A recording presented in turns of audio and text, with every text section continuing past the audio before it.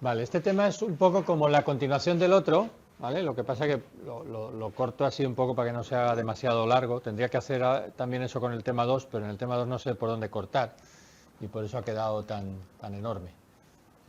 Y es un poco la continuación a partir de, si os acordáis, en la cronología que aparecía al final del tema anterior, en el año 84 aparecen los puentes transparentes. Pues es un poco lo que ocurre a partir del año 84 en ese sentido. Ya nos vamos a olvidar de la aparición de nuevas velocidades de Ethernet, porque eso digamos que nos aporta poco en general, ¿vale? Nos vamos a centrar en la aparición de los puentes transparentes, posteriormente de los conmutadores y de todo lo que esto ha provocado. La primera cosa es por qué surge el interés o la necesidad de puentes transparentes. Pues porque interesa tener algún dispositivo que nos permita aislar redes a nivel de lo que es el protocolo de acceso al medio. Por ejemplo, ¿os acordáis que acabamos de ver que en Ethernet había una distancia máxima? Si yo quiero montar una red de Ethernet de más de 2,5 kilómetros, vamos a suponer que estamos a 10 megabits, no puedo.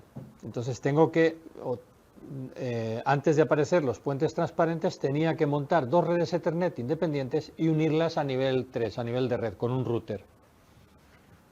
Eso lo que pasa que era complicado, o es, bueno, tampoco muy complicado, pero en fin, un poquito complicado porque el router requiere una configuración. No puedes hacer un router plug and play, ¿vale? Tienes que decirle qué direcciones hay en una red, qué direcciones hay en la otra red para que sepa en qué casos tiene que pasar los paquetes de una a otra. Y parecía interesante tener un dispositivo que fuera equivalente al router, o que hiciera la función más o menos equivalente al router, pero sin necesidad de configurarlo, que fuera enchufarlo y ya está. Entonces, esa digamos que era quizás la principal razón. También esto nos permite mejorar el rendimiento, porque si una red de Ethernet tiene un rendimiento máximo de 10 megabits o de X megabits, si yo voy separando en redes diferentes, cada red en sí misma tiene esos 10 megabits a su disposición, ¿vale? Y entonces ya no todos tienen que compartir el medio físico. También mejora la seguridad, porque existen situaciones donde una estación, por ejemplo, tiene una avería y genera señales eléctricas que se pueden interpretar como colisiones o incluso paquetes defectuosos, pero sin parar, y nos satura una red. En esos casos, un dispositivo que nos aísle las redes, pues también nos ayuda. La interoperabilidad, cuando se trata de redes diferentes, en los principios el ejemplo más evidente era la conexión de una Ethernet con una token ring, aunque también hay que decir que en esos casos casi siempre se recurría a routers, no se hacía con puentes transparentes, pero en principio se podría hacer. Bueno, lo del alcance ya lo he comentado, y un número de estaciones mayor. Teóricamente una red de Ethernet de las del principio de 10 megabits podía llegar a tener 1024 estaciones. La verdad es que yo nunca he sabido de dónde salía esa limitación. Quiero decir, no sé si es que si montabas una red con 1025 estaciones, aquello ya no iba directamente, me extraña, porque en principio la red no sabe, no hay ningún contador de estaciones. Más bien pienso que la limitación era una limitación orientativa basada en el hecho de que, si os acordáis, cuando decíamos el algoritmo del retroceso exponencial binario, el número máximo de intervalos que se maneja son 1024. Entonces, en un mundo ideal, donde al hacer el sorteo entre 1024 estaciones colisionando, todas cogieran diferentes intervalos, y ya sería casualidad eso, pues todas encontrarían hueco para transmitir, ¿vale? Entonces, no sé si tiene algo que ver, pero bueno, de cualquier forma, yo creo que nunca nadie montó una red a 10 megabits con 1024 estaciones, porque mucho antes de llegar a ese número de estaciones la red estaba saturada y ya no iba, ¿vale?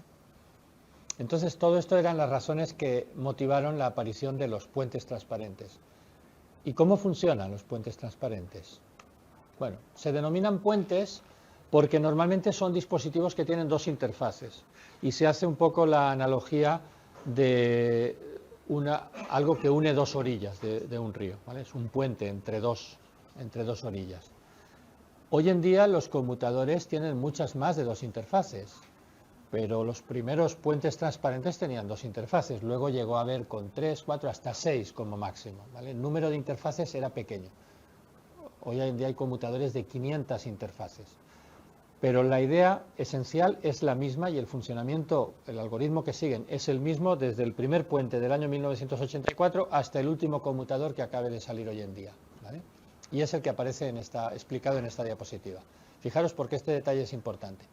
Imaginaros que tenemos dos redes locales, la 1 y la 2, con estaciones que vamos a suponer que tienen direcciones MAC A, B, C, D. La B no se ve casi, pero es la estación de la derecha, ¿vale? Evidentemente las direcciones MAC son de 48 bits, etcétera, pero por simplificar vamos a suponer que son una letra del alfabeto y punto. Los unimos con un dispositivo que vamos a denominar puente y que tiene dos interfaces, cada una conectada a una de las dos redes locales. En el ámbito de esta red local, esta interfaz compite con estas dos por el medio compartido. O sea, las tres van a compartir lo que se llama un dominio de colisión. Van a competir por utilizar el mismo medio físico. Lo que hay en medio es un hub, es un dispositivo, desde el punto de vista de colisiones, transparente, pasivo. Él solo retransmite lo que le llega por las interfaces, no genera paquetes propios, por tanto él no va a generar colisiones. Lo podéis imaginar como una especie de ladrón que interconecta los cables de los tres ordenadores que hay en esa red local. En la red local 2 tenemos otros tres ordenadores también conectados mediante un hub o ladrón que los comunica y que a nivel de protocolo de acceso al medio hace que compartan un mismo dominio de colisiones, ¿vale? Pero el dominio de colisiones de la LAN 1 no tiene nada que ver con el dominio de colisiones de la LAN 2. Y este dispositivo que llamo puente, que yo me lo puedo montar con un ordenador que le pongo dos tarjetas Ethernet, conecto una a la LAN 1 y otra a la LAN 2, va a estar colisionando por separado. La tarjeta que está conectada en la LAN 1 colisionará con A y C y la que está en la LAN 2 con B y D. ¿Vale? Bueno,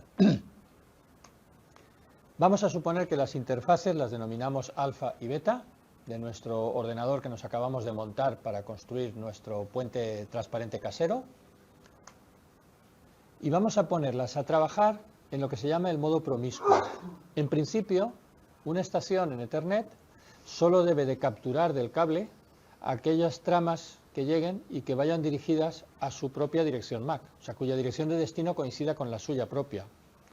O bien sea la dirección broadcast, la dirección todo unos, porque la dirección broadcast por definición va dirigida a todas las estaciones, o vaya dirigida la trama a una dirección multicast en la cual esté participando esa estación, ¿vale? Si queréis, por simplificar, vamos a ignorar el caso de las direcciones multicast. Nos quedamos con que recibe todo lo que va a la dirección broadcast más todo lo que va a sí mismo. Eso es la manera normal de funcionar de una estación en Ethernet. Pero yo puedo configurar un equipo en una interfaz, en lo que se llama el modo promiscuo, que quiere decir que la interfaz captura todo el tráfico que llega, vaya o no dirigido a ella, ¿vale? Por eso lo de modo promiscuo. Y lo pasa al nivel de red. El contenido del paquete lo pasa al nivel de red. El nivel de red ya se apañará con el contenido. Si le toca, si le corresponde a él, lo procesará y si no, ya hará lo que quiera. Esto es bastante típico en analizadores de red, porque si yo quiero analizar un problema, quiero que mi ordenador capture no solo los paquetes que van dirigidos a él, sino al ordenador que estoy intentando diagnosticar su problema, ¿vale? Entonces siempre, o normalmente, se puede configurar cualquier interfaz para que actúe en modo promiscuo. Entonces yo he tenido que poner esas interfaces a trabajar de esa manera. A continuación, mi ordenador casero que estoy configurando, estoy programando para que actúe como un puente transparente, se construye una tabla en la que va a asociar direcciones MAC con interfaces. Las interfaces pueden ser alfa o beta, no hay otra posibilidad. Y las direcciones MAC serán las que él vea en las tramas que le llegan. Entonces, imaginaros que A transmite una trama hacia B. La trama llega al puente transparente, a mi ordenador programado como puente transparente. Lo que hago es, primero que nada, buscar en mis tablas de direcciones si tengo una entrada para la dirección B. Como no tengo ninguna, porque la tabla la acabo de construir y ya está en blanco, ante la duda, la trama se retransmite por la otra interfaz, ¿vale? O sea, ante una dirección de destino que no aparece en la tabla, se retransmite por la otra interfaz. Esa es la primera parte, pero esto tiene una segunda parte. Lo que hago a continuación es, la trama que ha pasado por mí y que llevaba dirección de origen A, me tomo nota de que la dirección A está en la interfaz alfa. Y añado una entrada en la tabla que asocia la dirección A con la interfaz alfa. ¿Vale? ¿Esto para qué sirve? Bueno, pues porque supuestamente si A le manda un paquete a B, esperará una respuesta de B. La mayoría de protocolos las cosas funcionan así. Cuando tú dices algo, esperas una respuesta, pues más tarde B le contesta A. Entonces, cuando B le contesta A, rápidamente el puente ya ve que en la tabla la dirección A está asociada con la interfaz alfa y sabe que ha de retransmitir ese paquete, esa trama, por la LAN 1, por la interfaz alfa. Y fijaros que además, silenciosamente, el puente se ha anotado, cosa que antes no sabía, que la dirección B está en la interfaz beta. ¿Vale? Esto solo lo ha sabido por la contestación de B hacia A. Cuando A mandó el paquete a B, el puente no sabía si B estaba en el otro lado o en el mismo lado. Ante la duda, por si acaso lo mando al otro lado. Porque si está en el mismo lado, si hubiera estado B aquí, ya le habría llegado. ¿Vale? El puente, digamos, tira por elevación. Decimos que trabaja por inundación.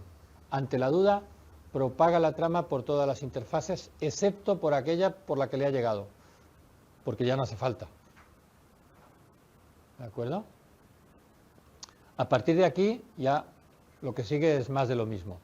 Supongamos que a continuación C tiene que enviar una trama a A. Cuando la trama llega al puente transparente, y la trama llega porque la trama se transmite por toda la red, el puente, fijaros que ahora no ha hecho nada.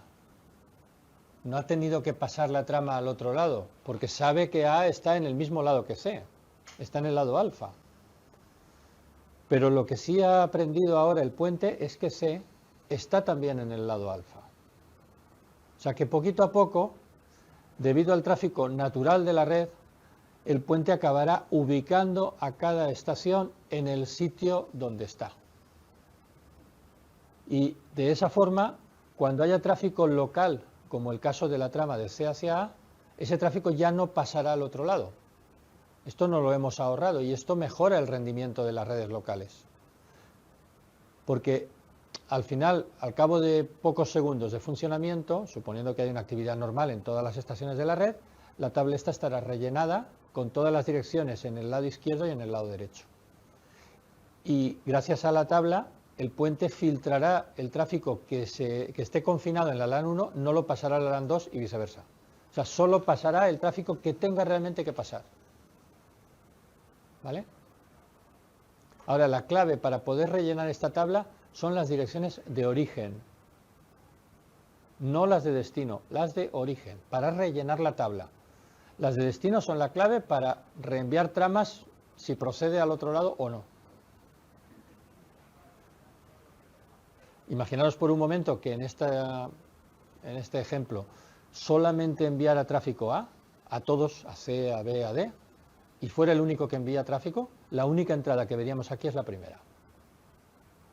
Mientras B, C y D no se estrenen y manden algo por ellos mismos, no van a aparecer entradas asociadas a ellos en la tabla.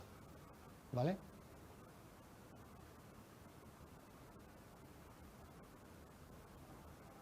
Esto ya digo, aquí está explicado para el caso más sencillo de dos interfaces, pero podemos hacer lo mismo para 3, 27 o 500 interfaces. Funciona exactamente igual. Lo único que pasa es que alfa, beta, pues sería alfa, beta, gamma y las letras que hagan falta. O sea, tendríamos que identificar todas las interfaces con un identificador único para que en la tabla quede claro cada dirección MAC a qué interfaz está asociada. Y si tenemos muchas interfaces, pues podemos filtrar tráfico con mucha eficiencia, que es de lo que se trata.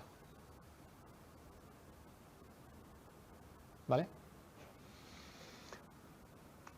Si recordáis, en la trama Ethernet había un campo que era la MAC de destino y otro campo que era la MAC de origen.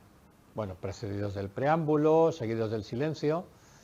En cualquier trama 802, punto lo que queráis, la token ring, las de redes inalámbricas, lo que sea, siempre hay una MAC de origen y una MAC de destino. La MAC de 6 bytes que todos conocemos. La MAC de origen en realidad no se utiliza.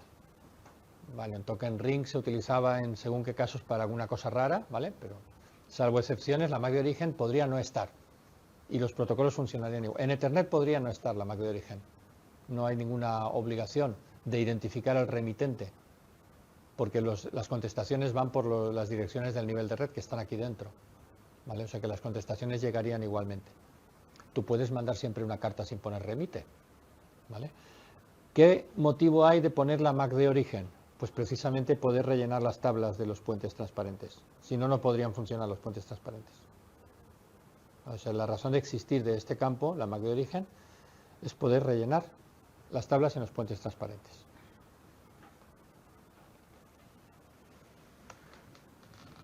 Los puentes transparentes son una de las cosas que está estandarizado en el estándar S802.1, que a nivel de la arquitectura de los estándares 802 aparecía como una losa arriba justo de todos los estándares 802.3, 4, 5, etcétera, ¿vale?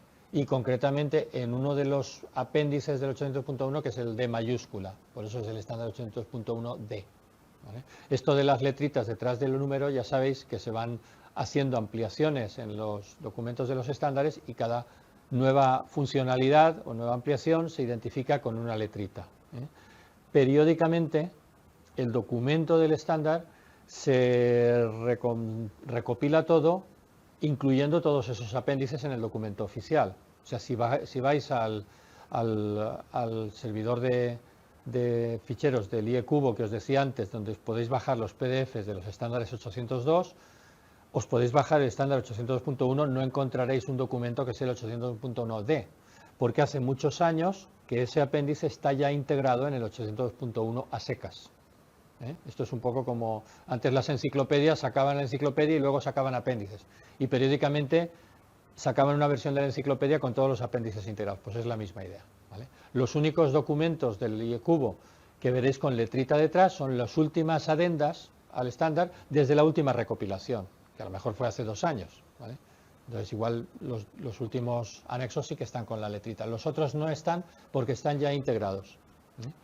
Pero bueno, como en su momento fue el 801D, pues tradicionalmente se dice que son el estándar 802.1D. Bueno, se pueden utilizar en todo tipo de LANs, incluso las que no son IE Cubo 802, por ejemplo FDDI. FDDI no es un estándar del IE Cubo, no forma parte del proyecto 802, y también se puede utilizar puentes transparentes incluso en ese caso. Siempre funcionan en modo promiscuo, ¿vale? Porque si no, no pueden funcionar. O sea, si no escuchan tramas que no vayan dirigidas a ellos, no podrían funcionar, ¿eh? El ejemplo este hipotético, el puente transparente que yo me he montado en mi casa poniendo 2 tarjetas Ethernet, tienen 2 direcciones MAC las que les haya tocado en el reparto que ese fabricante ha hecho de direcciones MAC. Esas direcciones MAC, si os habéis dado cuenta en el ejemplo de antes, no aparecen por ningún sitio.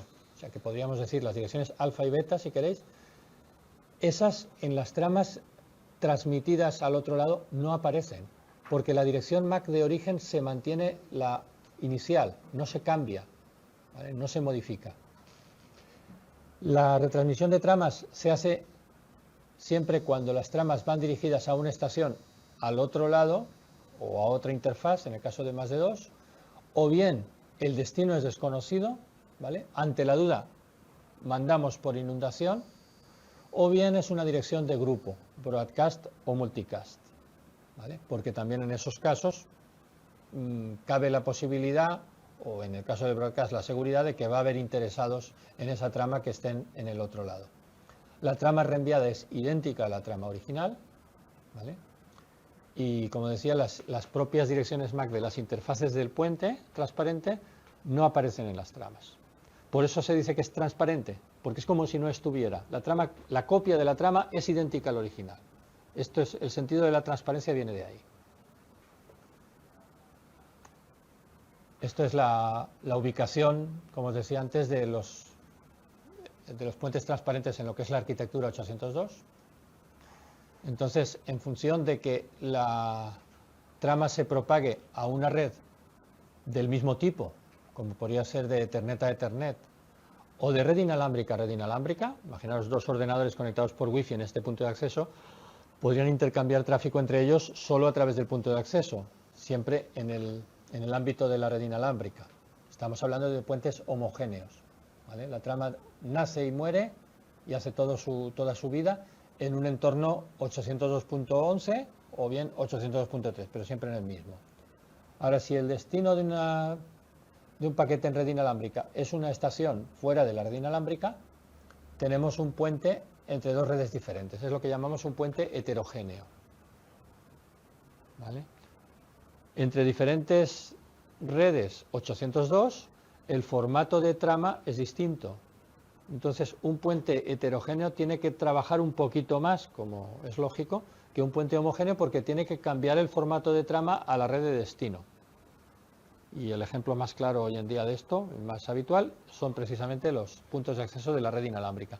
Los puntos de acceso son puentes heterogéneos, excepto el caso singular, digamos, como del que decía antes, de dos usuarios de la red inalámbrica que estén conectados al mismo punto de acceso, intercambiando tráfico entre ellos, o directamente entre dos ordenadores. También es posible hacerlo sin tener un punto de acceso, ¿vale? En esos casos sí que es una conexión directa, pero salvo ese caso, la inmensa mayoría de veces la comunicación es a través de una red Ethernet. Entonces tenemos un puente heterogéneo, ¿vale? Los puentes se pueden concatenar. En este ejemplo hemos puesto un puente aquí y otro aquí. Si quiero conectar tres redes y solo tengo puentes con dos interfaces, esta es la manera de hacerlo. Si tuviera uno con tres interfaces sería más sencillo, evidentemente, pero supongamos que solo tengo puentes con dos interfaces, pues así lo haría. Cuando este puente propaga una trama que envía, por ejemplo, B hacia E, vamos a suponer, la propaga por su interfaz beta, la dirección MAC de origen pone B. Cuando esa trama llega a este puente y la propaga por aquí, la dirección MAC de origen sigue poniendo B. O sea, la trama puede atravesar tantos puentes transparentes como queramos y la copia N de esa trama va a ser idéntica al original, ¿vale? O sea que por todo lo que P2 sabe de B, P2 es incapaz de saber si B está conectado directamente a este hub o está conectado, como en este caso, más allá. Es absolutamente imposible que P2 averigüe eso a partir de la trama que recibe de B, porque la copia que P1 le hace es idéntica a la trama que B generó aquí. Y bueno, pues gracias a este algoritmo de los puentes transparentes que hemos descrito, al cabo de un rato de funcionar y suponiendo que todas las estaciones han mandado tráfico, que es lo normal en una red, las tablas de direcciones de P1 y P2 estarían rellenadas de esta manera. ¿Vale? O sea que de nuevo, para P2, en su interfaz alfa hay 4 estaciones ABCD y en su interfaz beta 2, ¿vale? Y para P1 pues hay 2 y 4. ¿Vale? El algoritmo de los puentes transparentes visto en un diagrama de flujo sería el que vemos ahora. Un puente recibe una trama sin error por un puerto X. La dirección de destino está en mi tabla de direcciones. Es lo que se denomina la tabla CAM. Ahora veremos lo que significa la tabla CAM, ¿vale? Pero es la tabla de direcciones de un puente. No aparece en mi tabla de direcciones. Reenvío esa trama por todos los puertos que tengo excepto X. Esto es lo que llamamos inundar, ¿vale? ¿Aparece? Entonces la siguiente pregunta es, ¿el puerto por el que aparece es el mismo puerto por el que llegó?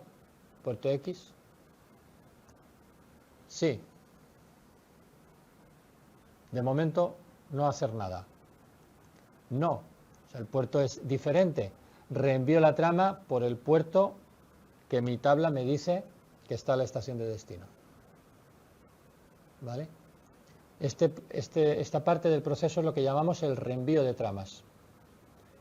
Pero hay una segunda parte que viene a continuación, que es lo que llamamos el aprendizaje. ¿La dirección de origen que tenía esa trama estaba ya en mi tabla de direcciones?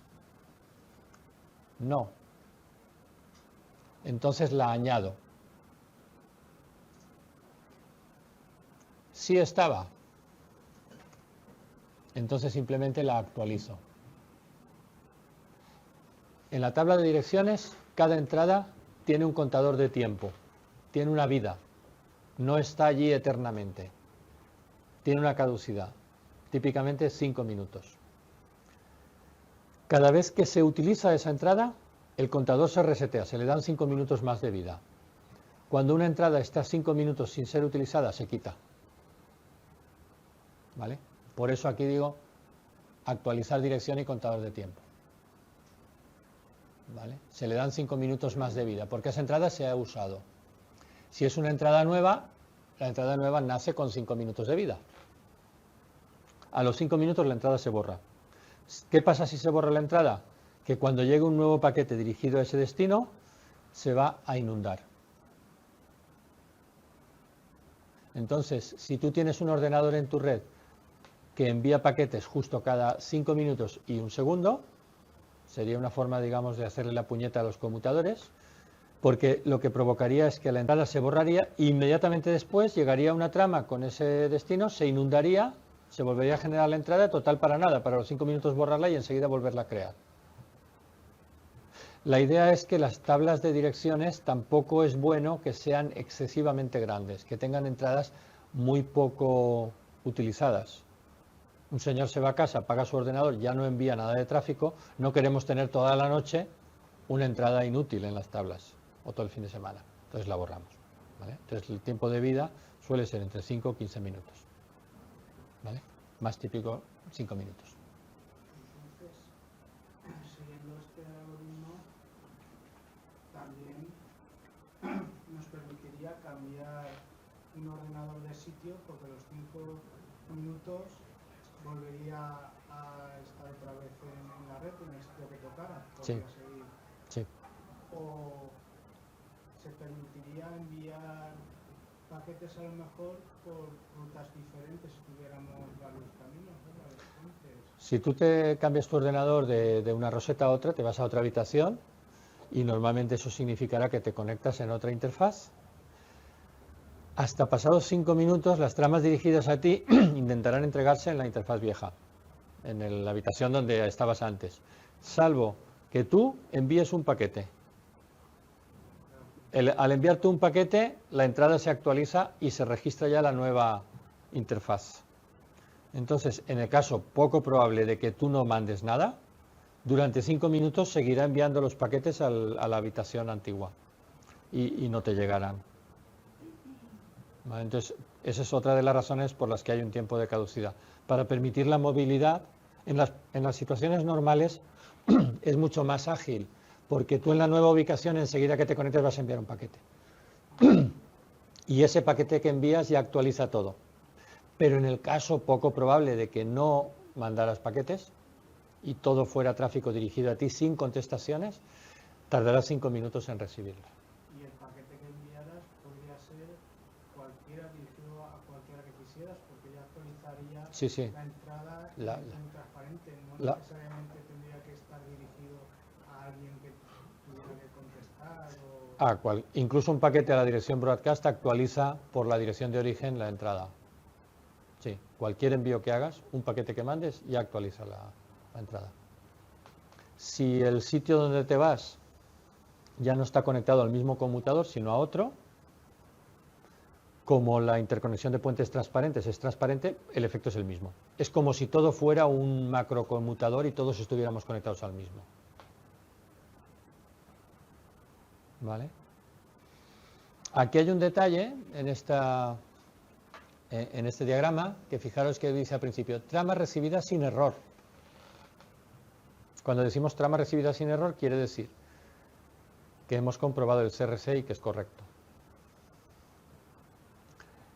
El algoritmo de los puentes transparentes y el estándar 802.1d establece que un puente, antes de hacer nada con una trama, debe comprobar el CRC y que ello es correcto. ¿Vale? Los puentes siempre lo hacían. los puentes de los años 80. En los años 90, al aparecer los conmutadores, aparecieron esos otros mecanismos de conmutación denominados cut-through o de atajo, que para acelerar el proceso se pasan de largo, se saltan este paso, ¿vale? Saltarte este paso, en principio es ilegal, no es estándar, ¿vale? Pero ya comenté que esto ha variado según modas. Al principio con los primeros conmutadores era lo habitual, luego se dejó de hacer, ahora se ha vuelto a ello, sobre todo con los conmutadores de alto rendimiento para servidores, etcétera, tipo los Nexus de Cisco, ¿vale? Pero bueno, lo que es el estándar en sí lo exige, yo por eso lo he puesto ahí. Claramente el proceso de los puentes transparentes tiene dos partes, la que denominamos el reenvío y la que denominamos el aprendizaje. Y siempre se hace primero el reenvío y luego el aprendizaje, porque se supone que esto es lo urgente, esto puede esperar. Lo primero es enviar la trama al destinatario lo antes posible, porque está esperándola. No queremos introducir retardo. Si luego yo tardo un poquito más en actualizar mis tablas, eso ya es problema mío, ¿vale? Es una cosa interna mía.